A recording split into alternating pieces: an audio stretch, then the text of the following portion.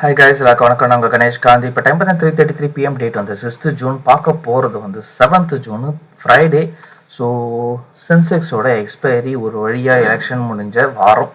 ஓகேவா, election result எல்லாம் announcement பண்ண வாரம். ஸோ மார்க்கெட்டை பொறுத்த வரைக்கும் நான் சொன்ன மாதிரி மார்க்கெட் அப்சைடில் இருக்குது. ஆனால் எதுக்காக இந்த மாதிரி ஹோல்ட் பண்ணுறாங்க, எதுக்காக இந்த ரேஞ்ச் பவுண்டை மெயின்டைன் பண்ணுறாங்க அப்படிங்கிறத கெஸ் பண்ண முடியலை.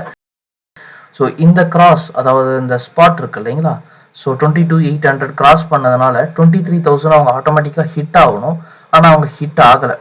ஸோ இந்த இடத்துல சஸ்டெயின் பண்ணிட்டாங்க. இன்னைக்கு பார்த்தீங்கன்னா நிஃப்டியை பொறுத்த வரைக்கும் ஆல்மோஸ்ட் ஒரு ஆன் ஆவரேஜில் இந்த வாலட்டைல மெயின்டைன் பண்ணிட்டாங்க. ஸோ 22,900 வரையும் போனவங்க அதுக்கப்புறம் இங்கேயே ரன் பண்ணியிருக்காங்க. ஸோ நாளைக்கும் பார்த்தீங்கன்னா இந்த 22,900 கிராஸ் பண்ணி 23,000 அந்த ரேஞ்ச் போகணும்.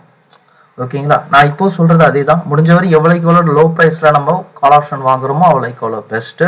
அஃப்கோர்ஸ் நமக்கு இன்னொரு பக்கம் பார்த்தீங்கன்னா நமக்கு ப்ரீமியம் எல்லாமே ஓரளவுக்கு ஒரு ப்ரைஸஸ் எல்லாமே ஸ்டாமினா ஆயிடுச்சு. ஆனால் மூவ்மெண்ட்ஸ் அப்படிங்கிறது கரெக்டாக வரல.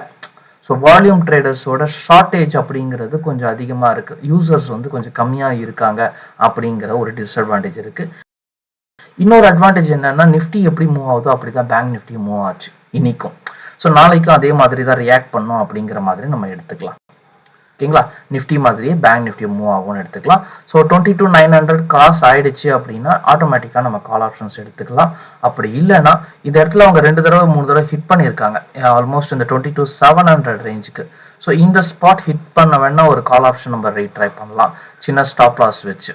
ஐ மீன் ஆல்மோஸ்ட் ஒரு 22,600 ஸ்டாப் லாஸாக வச்சுக்கிட்டு 22,900 டார்கெட்டாக வச்சு ஒர்க் அவுட் பண்ணலாம். நல்ல ப்ராஃபிட் கிடைக்கிறதுக்கான பாசிபிலிட்டிஸ் இதில் இருக்குது. ஓகேவா, ஸோ இதையே கான்செப்டாக வச்சு நம்ம சென்செக்ஸும் எடுத்துக்கலாம். என்ன சென்செக்ஸில் அவங்க ஒரு வேளை மேபி இந்த மாதிரி மூவ் பண்ணிட்டாங்கன்னு வச்சுக்கோங்களேன், பிட்டா சின்ன சின்ன மூமெண்ட்ஸில் கொடுத்துட்டாங்கன்னு வச்சுக்கோங்க, நம்ம ஜீரோ ஹீரோ எடுக்க சொல்லும் பெரிய ப்ராஃபிட்ஸ் கிடைக்கிறது கஷ்டமாக போயிடும்.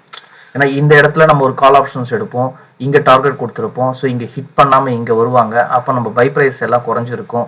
ஸ்டாப் லாஸ்க்கு கிட்டக்க வந்துட்டு அப்போ டார்கெட் ஆட்டோமேட்டிக்காக குறைஞ்சிரும். ஸோ நம்ம 115 வச்சுருந்தோம்னா அது ஆட்டோமேட்டிக் 120 130 அந்த ரேஞ்சில் போயிட்டு மட்டும் ஹிட் ஆகிட்டு வரதுக்கான வாய்ப்புகள் இருக்குது. அதனால் ஜீரோ ஹீரோவில் சென்சர்ஸை ட்ரை பண்ண சொல்ல கொஞ்சம் கேர்ஃபுல்லாக ட்ரை பண்ண வேண்டியது இருக்கும். அதே சமயம் மார்க்கெட்டில் இன்னைக்கு நிலவரப்படி நம்ம வந்து ஃபுல்லாக மார்க்கெட் ஃபாலோ பண்ணுறோம் இல்லைங்களா, நிஃப்டி ஸ்டாக்ஸு இது எல்லாமே வந்து ஃபார்மெட் மாறிடும் இப்போ. ஸோ ஃபுல்லாகவே நம்ம கரெக்ஷன்ஸ் பண்ணுவோம். ஸோ ஃபுல் கரெக்ஷன்ஸ் பண்ணி ஒரு சில ஸ்டாக்ஸ் எல்லாம் நம்ம ஃபாலோ பண்ணுறது எடுத்துருவோம். புதுசாக ஒரு சில ஸ்டாக்ஸை நம்ம ஆட் பண்ண வேண்டியது இருக்கும் இன்வெஸ்ட்மெண்ட் பண்ணுறதுக்கு. ஸோ அதுக்கேற்ற மாதிரி தான் நம்ம லெவல்ஸ் எல்லாமே உங்களுக்கு யூடியூப்லேயும் சரி டெலிகிராம்லேயும் சரி நம்ம போஸ்ட் பண்ணுவோம். சரியா, வேறு ஏதாவது டவுட்ஸ் இருந்தால் கமெண்ட்ஸில் போஸ்ட் பண்ணுங்கள். மற்றது எல்லாமே நெக்ஸ்ட் வீடியோவில் பார்க்கலாம். Thank you, take care, by.